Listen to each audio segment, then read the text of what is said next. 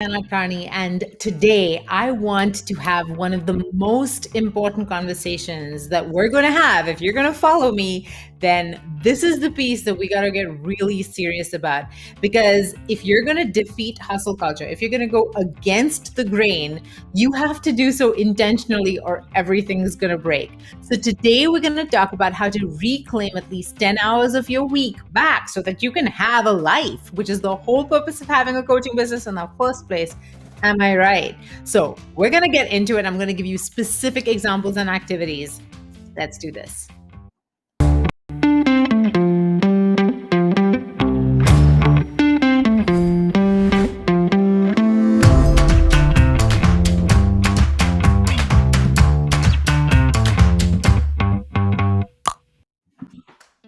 All right. So, one of the most important things that I find nobody talks about in the industry is how to recover. People are always really excited to tell you about how to work, how to focus, how to set goals, how to do this, how to do that.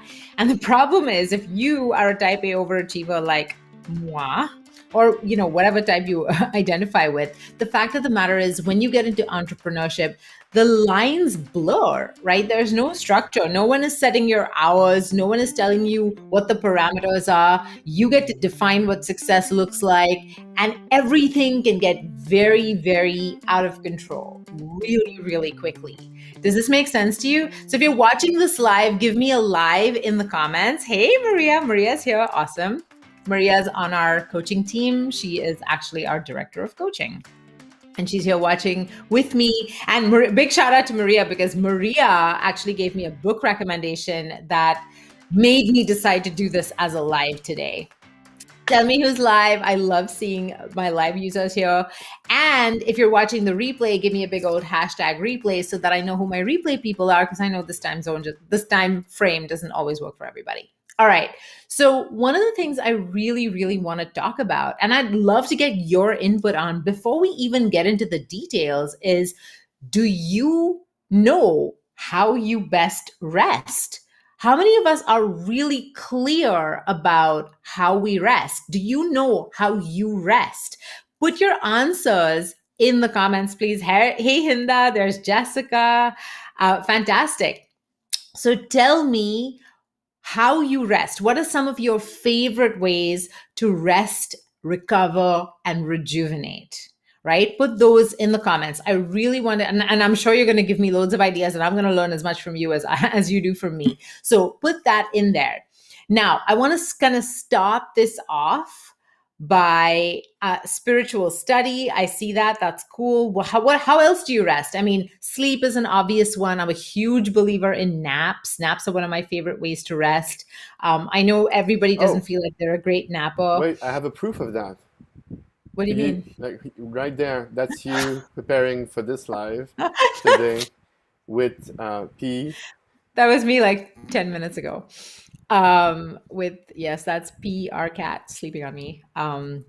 That was so good. Yeah, that's exactly right. So Jessica says, I need suggestions right now. I sleep while listening to David Boulez tapes. Exactly right. So we'll talk about hypno naps. That's what Jessica is referring to. That's something we teach our clients to do in the program.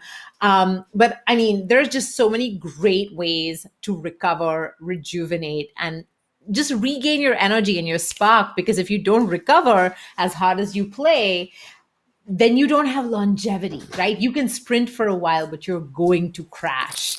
Brad says, watch food TV. Oh, cool. Read, silence, sports, hot tub. Yes, hot tub. I'm all about the hot tub life. Okay. So let's start off with a quote from the author of the book that Maria recommended I read. By the way, you should totally get it. It's called Rest. It's called Rest. And it says, rest isn't the tax we pay on work. It is the partner of work. Does that make sense? It's not the tax we pay. It's not the thing we have to do so that we can work. It is the thing.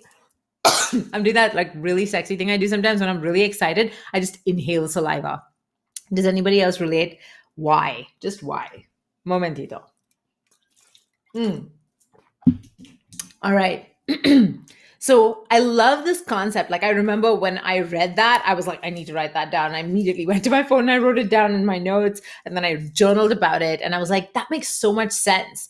It's kind of like Rest is the partner of work, just like night is the partner of day. You only know what day is because night exists. You only really understand your work situation when you have your rest. Does that make sense? So, rest can take lots of different forms. As you can see, there you go. I rest by reading to my kids and journaling. Those are some of my favorite ways too. That's why Maria and I get along so well. Um, Tell me how you rest. So if you're just joining us, I see a whole bunch of people joining us. We're talking about rest and how you rest. What are some of your favorite activities to rest and recover? Put those in the chat. And ask yourself and open up your calendar and see how many of these activities are actually scheduled. Because one of the rules that I live by in my life is if it's not in my calendar, it doesn't exist. And so I tend to schedule. So as I plan my day, I will schedule my nap, I will schedule time off to recover so that I'm not just eating at my desk and answering 10,000 emails and constantly putting out fires. Because I notice that the more I spend time doing that, the more fires I tend to find to put out. And then it becomes a never ending cycle. And the next thing you know, I'm feeling burnt out. And I'm like, how did I get here? I created this job. What the heck? Right? So if that has ever happened to you, just know that that is that cycle. Okay. So let's get into it. Rest takes different forms. Okay. One of my favorite ways of resting. So there are different types of rest.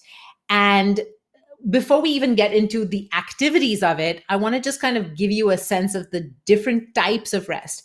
So you have the 7 different types of rest, right?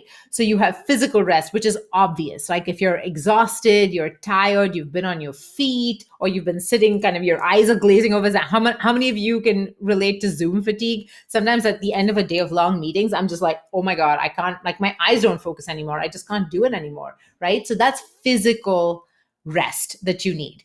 Another type of rest that you need is mental rest. When you've been problem solving, when you've been ideating, when you've been, coaching, when you've been doing whatever it is you've been doing, you just need to like have a break mentally. Just like check out, zone out, get out. Getting out of your physical context can really help in that sense. A third type of rest that we need is sensory rest. I learned this from one of our clients, Jamie. Is Jamie here? We have the other Jamie here. This is Jamie Hernandez that I'm thinking of. So I actually coached with her too. So I'm her coach business wise, and she's my coach for this. And one of the most powerful things that she taught me was, especially when you're coaching, people are kind of eating at your energy, right? Like your ideas are even eating at your energy. They're pulling at your energy. They're not eating. Eating is maybe too harsh a word. They're pulling at your energy, right? So you're kind of locked in energy with people, ideas, projects, Slack, your team, all of this stuff.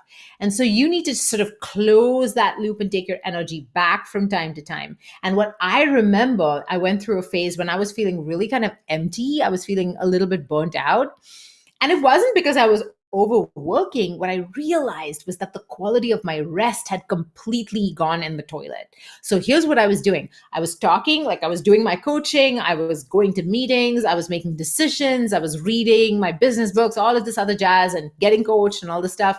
And then in my free time, I would fall down my phone and just spend all my free time on social. So if I wasn't actively parenting, or if I wasn't actively like on a date with Pat, I was basically screwing myself mentally by falling down my phone, where it's just a bunch of snacks, right? It's like eating chips. There's no real nutrition in it. I felt really my mind was kind of burnt out. My attention felt very fractured. That's what it was. My attention felt fractured. And I realized I was basically just giving my attention in small pieces in all these different directions, and it was leaving me feeling broke energy wise. So one of the things that Jamie taught me was to just deliberately take my attention back, and that's sensory rest. So shutting my eyes, putting myself into that deep state of trance just by myself with no, like sometimes I listen to music, sometimes I don't, sometimes I just lie on the couch, sometimes I just like center myself, feel my feet on the floor, do a body scan, see where I'm carrying tension, that sort of thing. That's a really big piece. So that's another type of rest. That's the third type of rest. The fourth type of rest is creative rest. I mean, I know if you're following me, you're probably a creative person. You're somebody that likes to build things. You want to create something out of nothing. That's Many of us got into entrepreneurship because that's exactly what we want to do, right? But the problem is if you do, it's too much of a good thing. Too much of anything, even if it's your zone of genius, is going to burn you out. So, one of the things I also realized as I stepped more fully into my zone of genius, as I hired teammates or delegated or automated or eliminated many of the things we teach in our program, the things that I didn't want to do anymore or that weren't my zone of genius tasks, my entire day was zone of genius work. But even then, it's too much of a good thing. Like if you spend too many hours doing something, it does still burn you out, even if it's work that is your zone of genius that you were designed for. Does this make sense? Tell me if this is resonating for you. I'd love to know. The another type of rest is emotional rest. If you are an entrepreneur, you know that this is kind of like your emotions during the day, right? Especially in the early stages, it's really up and really down. Over time, there's a bit more stability that comes in, but it can be a real roller coaster. Now, if you add parenting to that, if your time off where you quit doing this at work, you go home and then you're doing this because your kids are kind of bringing you all of their emotions to process, it can be freaking exhausting. And I know, like, one of the reasons you saw me, Pat is so funny. He took a picture of me napping earlier. And the reason I was napping was because I had an hour break in between that I had deliberately carved out in my day, because I knew that if I don't rest before doing this live, I have another meeting after this live, and then I'm done for the day. But then I'm done for the day at work. I go home to my children and I have nothing left because I am burnt out from coaching and giving and, helping and training and all of this stuff. I don't want to help or train anymore. I just want to sit. And then sometimes I'm like a zombie, right? I'll be at the table and I'll be zoned out and I don't want to have conversation. I don't want to be touched. I don't want someone jumping on me, which my children always jump on me. I don't know about yours. That can really be exhausting. So having that emotional rest is a big deal. And that brings us to social rest. If you're constantly getting on Zoom calls, if your way of resting is to pick up the phone and call a friend or get on a Zoom call with a friend, that can also be a little bit too much if you don't modulate it. So some of that is great, too much of that, less great. And the final type of rest, obviously, is spiritual rest, right? Somebody here said that their best way is to do some kind of spiritual practice. So this is where you do hypnotherapy, you meditate, you pray, whatever your modality of doing that is. That's Jamie's like, kids jumping on me, relatable. I'm like, it's a kid thing. Like they just are like, mommy, and then they just like bounce on you. And they mean well. And I don't want to not be there for it. I want to be there for it. That was the thing that I realized, was that I don't want to come home an empty husk and give my family the remainders of what I have left after my workday. I was like, I need to be able to bring my A game to my family. So where do I replenish that game? And what I realized is one of the best ways for me is to just nap in the middle of the day. So that's one of the ways that I do it. So let's talk about the different activities. Let's get into that, okay? Let's talk about the different activities that you can do to rest, to regain and replenish your energy so that you can bring more of yourself to everything that you do, whether it's parenting, being a partner, being a friend, being a daughter, being whatever it is, being a coach, obviously. Let's talk about the different forms. So we talked about walks. No, we talked about naps. Let's talk about walks. So one of my favorite ways to rest, and this is Stephen King's favorite way too. So if you've ever, whether you like his type of writing or not, you have to admit the guy is freaking prolific. I mean, this man, if you've read On Writing, which is one of my ride or die favorite books of all time, his autobiographical On Writing, read it. First of all, great book. And he talks about how he writes every day but his birthday and Christmas. Every single day. This guy's a multi-gazillionaire, but he has the work ethic of somebody who lives in the slum. Like, it's amazing. He works so hard. And the way he's able to work hard like that, see, you can't just work hard. You can't see somebody work like that and be like, I need to do that. And then you get to the end of your week and you're dead. And then you're like, I just don't have the willpower. Like, that's the story that I used to tell myself, is like, I must not be disciplined enough. I don't have the willpower. No, friends, it's because you don't know how to rest. Stephen King knows how to rest. Now, let me tell you how he rests, because I just told you how he worked. Here's how he structures his day. His mornings are for writing, because he feels just like I do that he's sharpest in the morning. right? Not everybody's sharpest in the morning. You have to know your chronotype. Some people are sharper late in the evening. There is no one formula fits all.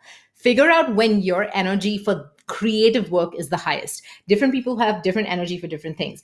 I like to do my coaching calls in the afternoon because that's when my social energy is the highest, but my creative energy is actually low. Because my social energy is high, it allows me to connect and be intuitive and just kind of pick up from other people the energy that I need. So I'm actually able to be more of an energy sponge where I can pick somebody's energy up and then bounce it back to them and be like, here's the insight that you've been looking for. It actually makes me really good at the job, better in the afternoon than I probably would have been at it in the morning. In the morning, I keep my time for strategy, for training, for really deep thinking. That's what I keep it for the mornings for. So Stephen King writes in the mornings, and then around lunchtime, he'll knock off. And then what he does is he'll either nap or he'll go for a long walk. Now, when you go for a long walk, especially when you have access to nature, so if you happen to be able to do a trail, I mean, if you don't, if you can't, you can't. And even if you walk around a park, what that does is it allows your body to have a very different, this is sensory rest, right? Your body is moving, which is great because it replenishes your body, gentle movement. So we're not talking about a HIIT workout. We're talking about gentle movement that gets your heart rate up to your aerobic threshold. This allows you to stay in contact with both yourself and the surroundings, right? So that creates a certain way of being able to think. Plus movement, rhythmic movement like walking, really helps with creativity. We actually have a track in our program in week 2 where we have a track that David created for our clients where just listening to it puts your brain in waves in a slightly altered state so you can brainstorm better. And I want to share one of our clients. So this is Teresa. Obviously, we don't help people write their TED Talks. This was something she was doing with a different coach, but she used the track in week 2, our hypnotherapy track we call it the brainstorming track. And she basically downloaded her TED Talk just like that and just had it done, and it was done. And she was like, it was the easiest thing ever. And one of Teresa's patterns was that nothing worth having is ever easy. And we helped her rewrite that, as you can see, and it actually works. So that's amazing because what having that kind of gentle rhythmic. So one of the things that the track does is it creates rhythm with your brain waves and it allows them to kind of flow together. But you can create this for yourself by going for a walk. And so when you go for a walk, you can be listening to music or you can just listen to the sound of nature. And then you're thinking about your problem without thinking about your problem. I call this pondering. And one of the ways that you ponder is you ponder front stage, where you're actively thinking about your problem with your conscious mind, where you're like, what is the answer to that question? And then backstage, which is the most effective way to think about something, which is where you're not actively thinking about it at all. You let your mind slip its leash and wander wherever it wants to wander. And then the insights just kind of come to you, right? If you've ever had great ideas in the shower, that's you pondering backstage. That's where your subconscious has been working at something, and then it serves up the insight right when because you were relaxed and you were kind of in this pleasurable state. Walking can put you in that pleasurable state. So that's one. Naps, I mean, we talked about naps, right? Naps are a really great way to rest yourself. If you feel like you're not good at naps, finding the right time and finding the right length of nap can be something worth experimenting with before you write it off completely. I'm not going to tell you that every single body has, like, if you can't nap, you're broken. Nobody's broken. Just find what works for you. It's fine. But most people can nap. And what you want to do is you want to set an alarm. You can start 20 minutes is a good length. 30 minutes is a good length. 60 minutes is a good length. You want to make sure that you're not interrupting yourself in the middle of a deep sleep cycle. That will make you groggy and that will make you tired. But if you're able to get in there and then come out with the sleep cycle, then that works really well. So for me, I find 20 minutes works for me, 30 minutes works for me, and 45 minutes works for me. And I'm a very experienced napper. I've put a lot of time developing this skill, right? Because I take rest very seriously. I think of rest as a skill to be developed. So I have put time and energy into developing my napping skill set, truly, right? This is really, really important, because if you don't see it, if you see it as you kind of goofing off, you're going to bring a very different energy to it. But I have really, Lisa's naps are the best. Brad does walking meetings. I think this is totally a great idea. But obviously, the kind of walk that I'm talking about is a processing walk. This is where you are integrating your day. Other people are not invited to that typically. Typically. Now, sometimes having social time with a friend who helps you process, absolutely, especially if you're an external processor. But a walking meeting is different from the kind of walk that I just mentioned. Just want to be crystal clear. Nothing wrong with walking meetings. I love them, but it's a different, that is not rest. A walking meeting is not rest. That's what I wanted to say. Okay. Now let's continue. Free days. So free days is is a concept that I learned from Dan Sullivan, who's one of my coaches. And he talks about how, you have to take a day completely off from midnight to midnight. So it can't be like I wake up and I work from 5 to 7 and then from 7 a.m. onwards I'm off. That typically doesn't, in his brain, that does not work, because you're still going to be like, if you had a problem that you didn't solve, or there's a task, or right at the end, a message came in and you checked it and you're like, oh man, I got to get to that. Now it's going to eat at you and it's going to take away your attention from whatever your free day activities are going to be. Typically spending time with people you love, doing pleasurable activities. You're going to be like, oh, I'm just going to do this one last thing. And then that creates a spiral and it's a bad habit, right? If you wake up in the morning completely fresh and all you have is leisure activity, that's a free day. And you're not allowed to check your phone. Here are the rules that he set. And I thought these were so amazing. And I discovered him very early in my entrepreneurship career. And I incorporated this piece very early on. So on your free days, you don't check email. You don't go into like Slack or any messaging app that you have with your teammates. So there's no business related messaging, essentially, is what I'm saying. You don't read business books and you don't listen to business podcasts. Those two things I had a hard time giving up. That was kind of how I had to wean. Those were the things I had to wean myself off of, because then it just keeps your brain constantly in that place of like thinking about business, problem solving, all of that good stuff. What I did, so the best way to do it, to prime yourself for a free day, is to actually schedule pleasurable activities. Again, taking a quality free day is a skill. It is not something that comes easily to a lot of overachievers. Can you relate to this? Right? Like, exactly. She's like, I won't know what to do with myself. It's exactly that, Lisa. And that's what's going to, because it's like a missing tooth. Like you're like, the tooth's not there. So your tongue keeps going to the hole. It's the same idea. Like you're like, oh, normally I'd be working. I'd be checking email right now. I don't know what to do with myself. And then you go check your email and then you're back down or you go into social media and then you fragment your attention like I talked about. So what I typically will do is I will queue up a fiction book.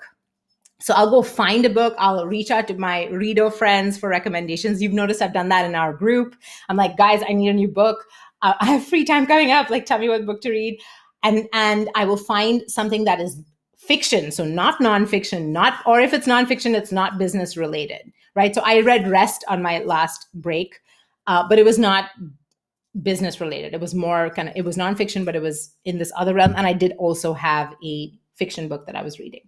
So I will have something that I'm super looking forward to. If you don't read or you're not a big audiobook person like I am, then you could have a Netflix series that you want to watch. You can have some comedy specials on YouTube that you want to watch. Dry Bar, my favorite. You can get such great comedy stuff on Dry Bar. So just queue up something pleasurable that you are looking forward to, so that you don't have a void. Because if you have a void and you don't, then it requires self-control and it requires willpower. Does that make sense? All right. And then the final piece is escape. I just wanted to talk about escape because sometimes in the middle of your day, and Maria and I talked about this a lot between each other, she's just like, sometimes I just get into like this like do mode. And then I need to stop and unplug, or I take that energy home. And that's the same. So one of the ways that we figured out, like I have a treadmill in the other room, so I'll just watch a Netflix episode while I'm on the treadmill. So I'm getting some rhythmic activity in and I'm watching something that really grabs my attention. And I love doing that. So escape is, people are like, oh, successful people don't spend all that time escaping. This is true. They don't spend all that time escaping, but they know how to use escape intentionally and strategically to give themselves buffer time and break so that their creativity can come on board with added perspective. Let me know if this resonates with you. Tell me what your biggest aha is so far. All right. And I wanted to say, actually, speaking of escape and rest, I wanted to share the story of Stephanie, one of our clients, who, when she first came into our program, she just recently closed her first $60,000 a month, and she's less than a year, and she's like 9 months in or something. She came into our program. She didn't know what her coaching topic was going to be. She had an amazing expertise. She just wasn't aware of what it was. I was able to help her see it, but she had an amazing coaching expertise. She didn't know what her coaching topic was going to be. She now helps like nurses set up a legal nursing practice. That's what she helps people do. And when she came in, she was so freaking dysregulated, this woman, that she told me that I don't think my children know that mommy sleeps. And I was like, what? Dude, you're a nurse. You know what that does to the human body? Like, what are you doing? So our first prescription to her was to rest. Our first prescription to her was like, forget about the modules. Just go get 8 hours of sleep. And when she started sleeping, there was that scary, scary phase at the beginning for, I think it took her 10 days or so, where she was like, her husband was beginning to panic because she was like, dude, you sleep all the time. And she needed to sleep all the time to make up that deficit.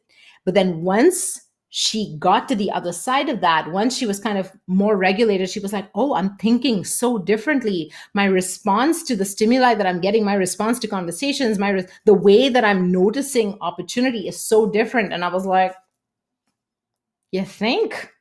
Because she was no longer in fight or flight. Fight or flight is great for keeping you in survival, but it is not great putting you into thriving mode, right? So you have to rest in order to get into thriving. Does that make sense?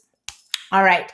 So let's get to the next point. Use pondering to problem solve. So we've talked about pondering front stage and back, right? My favorite way to ponder, and I'm writing an entire book about this. It's going to come out really, really soon. We don't know if it's going to launch end of this month or early next month, but it's called The Power of Ponder. That's book 2 for me this year. And I talk about it in great detail. One of my favorite ways to ponder is to basically have my question. So I give people questions in our program when I coach them. Our whole team gives our clients ponderisms, or questions that lead to illumination. So these are deeper, better quality questions than we typically ask ourselves. If we ask ourselves, oh, why is this not working? You're pointing your subconscious to notice all the different ways that it's not working. If on the other hand, you're like, hey, how can my confusion become my superpower? That allows you to embrace the thing that is bothering you. It stops being a trigger. You stop fighting it, and then it feeds off of your energy. And instead you start to think, if I have this much of it, how can I make it useful for myself? How can I use it as a bridge, as a gateway to what I want to create? And we've had many, many, many of our clients break through. So the way that I ask them to do it is I put the question, I have them write out the question on a Post-it note, stick it to your computer, stick it to the fridge, stick it somewhere in the bathroom, at least 3 places where you're going to go fairly frequently during your day. Some of the time you're going to spend looking at that, staring at the post-it, being like, what is the answer to that question? I'm not sure. You're not going to get the answer right away. That is not how this works. It is not meant to work quickly. It is meant to work over time. It doesn't take that much time. Sometimes you'll get it in 24 hours, 48 hours. Sometimes it takes a week. Sometimes it takes 2. But you will have lots of mini epiphanies that will lead to the big aha, just so you understand it. So don't feel bad if you're looking at the question, you're like, I must be the only person that can't figure this out. Like, why is my ponderism not working for me? It's not a front stage process. It's not a conscious mind process, though sometimes your conscious mind will pick something up. Most of the time, you're going to get your biggest ahas when you wander over to the fridge for a snack. You don't even notice the Post-it on the fridge. Your subconscious mind, though, sees it out of the corner of its eye, and it starts acting as a filter. Now, a lot of the information that's coming in and getting processed by your conscious mind is running through the filter of that question. So more and more, you're making connections between ideas that you didn't used to connect before. That's how you have your aha. So hopefully I've explained this process a little bit better. That's what pondering is. And like I said, I've written a whole book about it. It will be out very, very soon. Tell me if you want to be notified when the book is out. Let me know in the comment section. Okay. Next, create rhythm to your days. So most of us have all of our tasks all over our calendars, right? You have meetings randomly, you have coaching calls randomly, you have whatever it is you have randomly. My suggestion to you is, if you can, and start where you are, start where you can, right? If you can't get rhythm to every single day, try and get rhythm to at least a couple of your days. try and match the activity that you're doing with where you have the most energy. And then you can kind of put in rest. So then add a rest block. I have rest blocks in my day. And then I'm like, okay, sometimes I journal, sometimes I nap, sometimes I go for a walk, sometimes I just hang out with Pat, sometimes I'll watch something funny, like whatever it is. I have lots of different ways that I use it. And I actually sat down and made a list of 5-minute rest activities, 15-minute rest activities, 30-minute rest activities, 60-minute rest activities. I highly recommend you make yourself these lists, because then when you have the 5 minutes, you're not going to be like, you're going to spend the whole 5 minutes trying to think of what to do. You're just going to go to your 5-minute list and be like, which of these do I feel like doing right now? And then you just do it. Does that make sense? Yeah.